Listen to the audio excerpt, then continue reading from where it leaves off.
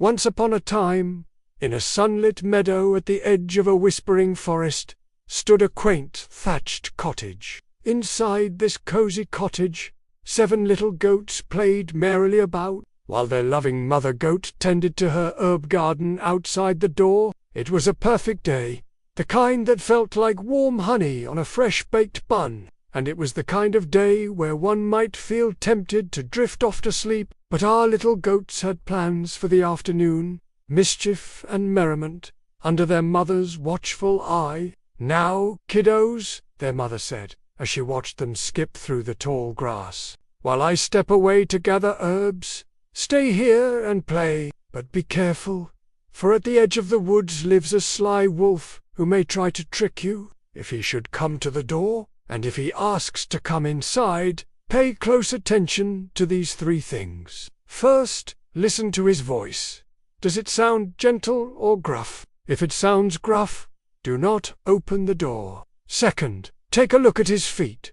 Are they white or black? If his feet are black, do not let him in. And third, if he tries to deceive you, quickly close the door and hide away. Now, my loves, I won't be gone long, and until I return, please mind the house and be good little goats." "Yes, Mama, we promise." All 7 little goats bleated together. They waved their mother goodbye, who then skipped down the path to the whispering woods. The moment she disappeared from sight, the eldest of the 7 little goats ran to the door and peeked outside. "I wonder if that big bad wolf is out there," he said with a shiver. Just then, 3 loud knocks echoed against the door. The little goats huddled together. Was it the wolf? How could they protect themselves? The oldest goat took a deep breath and said, "Whoever is out there, state your business." A voice boomed through the wooden door. "Greetings, my dears. It's me, your mother. May I come in?" The little goats exchanged glances. The voice sounded gruff. That didn't sound like their sweet mother. "We know that trick," said the second youngest goat. "You're not our mother. You're the big bad wolf. And besides, Mama would never knock. She would just walk right in." The wolf huffed in frustration. He'd thought to be clever, but these goats were too quick-witted. "All right then," he said as he trotted away. "I'll find another way to trick those silly goats. Those pesky kids and their silly games. Ha!" The wolf searched for something to help him change the sound of his voice, when suddenly he spotted a bucket of chalk. He lapped some up and rubbed it against the floor. Then he licked some milk onto his paws and walked softly towards the front door. "Now this will do," he said with a grin. He knocked again. This time the voice that came through the door sounded soft and sweet. "Hello, my precious little goats. May I come in now?" The little goats were suspicious. "Hold on," said the oldest goat. "Let me take a peek outside first." Peeking through the window, he saw that the wolf had chalk dust all over his paws and some milk stains on his face. "Oh, oh dear," the goat cried. "Look at his black feet. He's trying to trick us again. Quick, everyone, pretend to go hide while I hold him off." And so they did. The little goats hid behind the dresser, under the bed and behind the curtains, while the oldest pretended to search by the door. "Silly wolf," he bleated.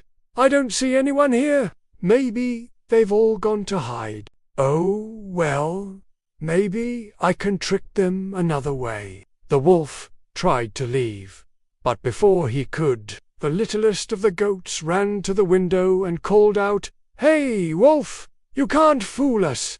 We know what you're trying to do, so don't bother coming in because we won't open the door."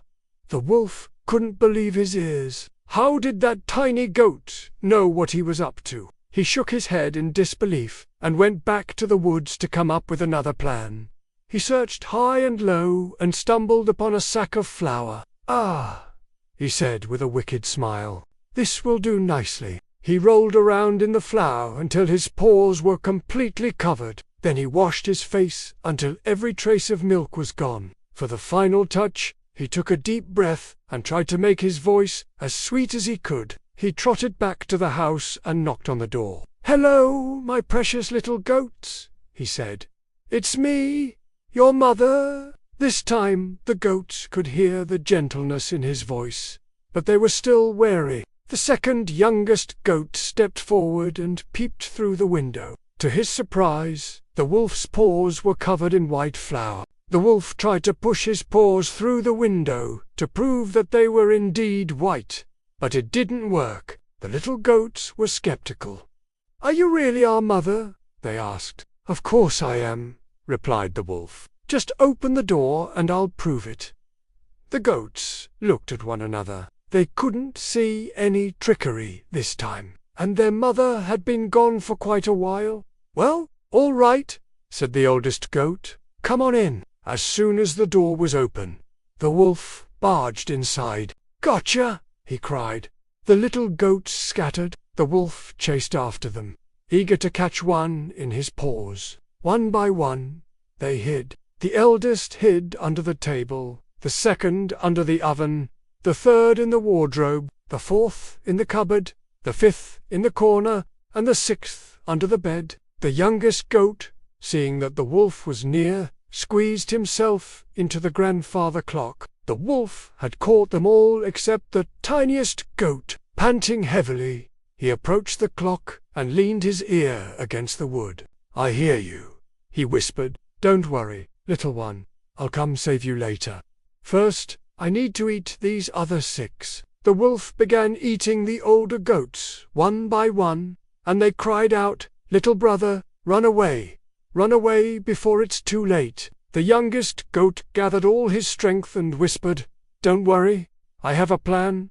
Just stay quiet and listen to me." When the wolf was done eating the 6 older goats, he went over to the grandfather clock to eat the youngest. But before he could, the littlest goat started sifting.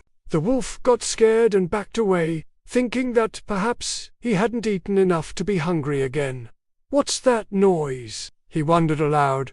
"Why is that clock making that awful sound?" He tried to ignore it, but the sound only grew louder. When he couldn't take it any more, he opened the clock to find the littlest goat sifting some sawdust. The wolf jumped back in fright. "That's your secret, little goat, isn't it?" he said. "But it's too late. I'm going to eat you now." With that, he ate the youngest goat. But being covered in flour and sawdust made him choke and cough, until finally he fell down, lying on the floor in front of the clock. Meanwhile, the 6 goats who were hiding nearby started to peek out. One by one, they came out of their hiding spots, and to their horror, they saw the wolf lying on the floor and their youngest brother on his stomach. The eldest goat hurried over to the wolf and nudged him with her foot. "Hey! Wake up," she said.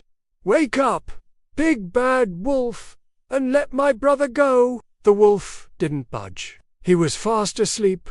The eldest goat, along with her 5 siblings, looked at one another. They knew that they needed to get their youngest brother out of the wolf's stomach. But how? That's when the littlest goat, the one who had been trapped inside the wolf, whispered, "Don't worry, I'll guide you. Just follow my voice." The goats did as he instructed. They each took a deep breath and pushed against the wolf's belly until it split open. All 6 goats tumbled out, unharmed and whole. They hugged their youngest brother, overjoyed to have him back. As they played and laughed, they heard the sound of footsteps approaching. Looking out the window, they saw their mother running toward the house. "Mama!" they cried, and rushed to the door to greet her. When she opened it, she was greeted by the sight of all 7 little goats, safe and sound. But, as she stepped inside, she noticed that the house was silent and the door was slightly ajar. To her shock, she saw her 6 children playing happily around the house, and the youngest was nowhere to be found. Suddenly, a small voice called out from behind the clock, "Over here, Mama!" Startled, the mother goat cautiously approached the grandfather clock and reached for the door.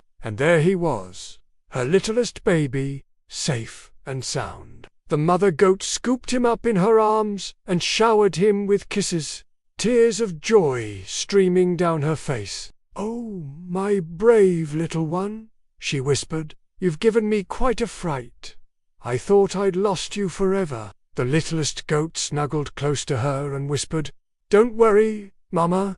I knew you'd come back for me. And even if you hadn't, I had a feeling the nice man in the moon would have saved me." Hearing this, the mother goat realized that her children had used their wits and bravery to escape the wolf and save themselves. "Oh, my clever kiddos," she said.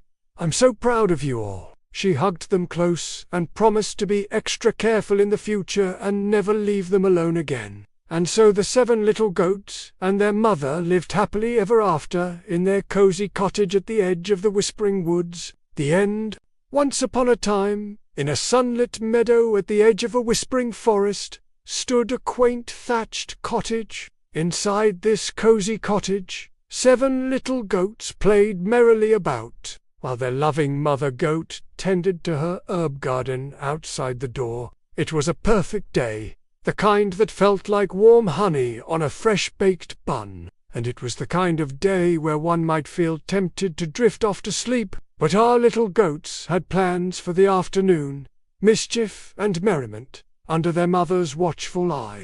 Well, little ones, it's time to close our storybook. Remember the 7 little goats. They taught us to be careful around strangers. No matter how sweet their voices or pretty their paws may seem, use your clever thinking and work together to solve problems. And always listen to wise instructions from those who love you. Because just like the 7 little goats, you're smart, brave, and loved.